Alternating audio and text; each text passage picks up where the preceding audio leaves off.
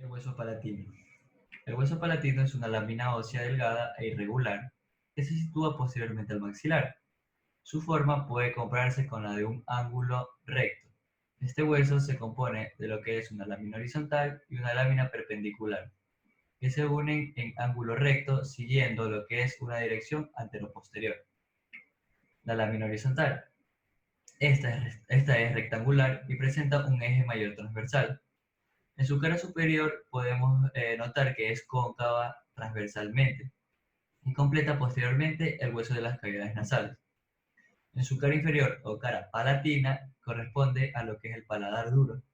Esta es rugosa y está excavada lateralmente por un canal oblicuo anterior y medialmente, llamado el conducto palatino mayor.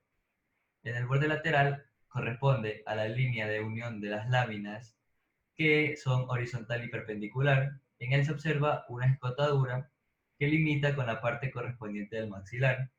El orificio inferior del conducto palatino mayor se denomina. En el borde medial, bueno, este es grueso y rugoso que forma lo que es el suelo de las cavidades nasales. Bueno, con el lado opuesto continúa con una cresta que se denomina cresta nasal, la cual es de la apófisis palatina del maxilar. Bueno, en lo que es el extremo posterior, este borde se prolonga posteriormente en un saliente agudo, que se encuentra reunido con lo que es la cara contralateral, que forma lo que es la espina nasal posterior. En el borde anterior, bueno, este es biselado a expensas de su cara inferior.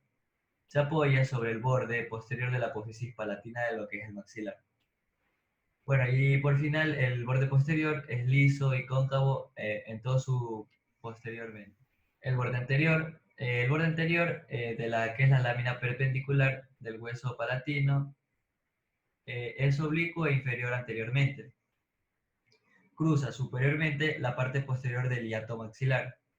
Inferiormente este orificio del borde anterior emite una larga apófisis delgada y triangular, que se trata de lo que es la apófisis maxilar del hueso palatino. En el borde posterior se puede notar que es muy delgado. Este borde se apoya sobre la cara medial de la lámina medial de la apófisis pterigoide. En la apófisis piramidal, bueno, esta apófisis piramidal es una prolongación del hueso palatino, que nace de lo que es la cara lateral de la lámina perpendicular. Bueno, posteriormente al segmento maxilar de lo que es el hueso palatino y hacia la mitad inferior de esta lámina.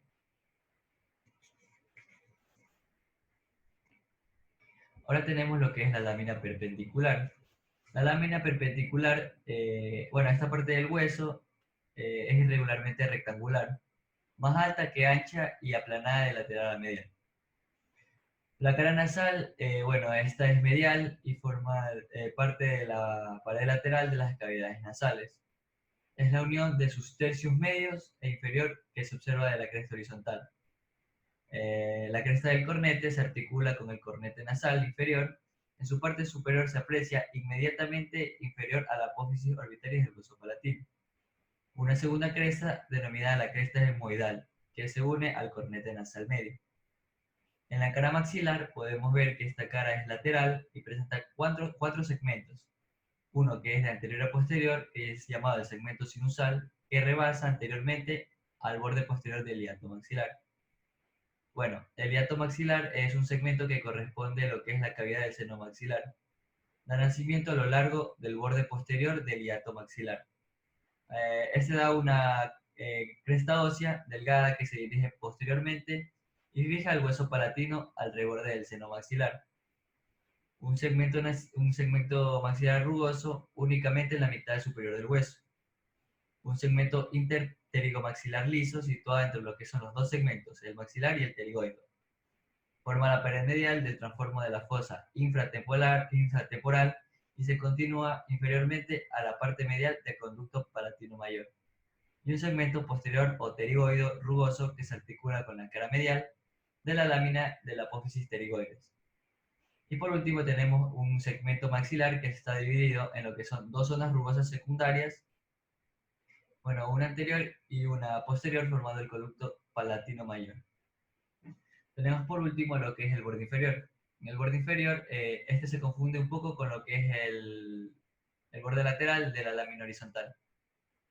El borde superior. El borde superior es muy irregular, presenta lo que son dos apófisis, una anterior y una apófisis orbitaria, en la cual lo que estas dos apófisis es lo que están separadas entre sí por una profunda escotadura llamada esfenopalatino.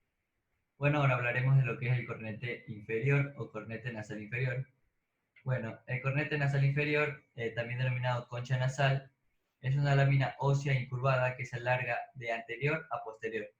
Esta está fija en lo que es la pared lateral de las cavidades nasales, por uno de sus bordes y queda libre en la luz de la cavidad en el resto de su extensión. Presenta dos caras, una medial y otra lateral, dos bordes, uno superior, articular, y otro inferior, que es libre. Ambos se unen entre sí en los extremos afilados del hueso. En la cara medial, bueno, esta cara medial es convexa y está orientada hacia el tabique nasal. Es lisa superiormente y desigual, y rugosa inferiormente. Con frecuencia, una cresta anteroposterior que separa la parte lisa de la parte rugosa. Una cara lateral que es cóncava y limita medialmente al meato nasal inferior. El borde inferior, este es libre, convexo de anterior a posterior, rugoso y grueso.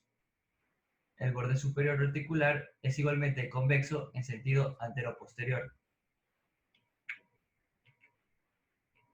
De anterior a posterior presenta una parte anterior, delgada y rugosa que se articula con la cresta del cornete del maxilar, también llamada apófisis lagrimal.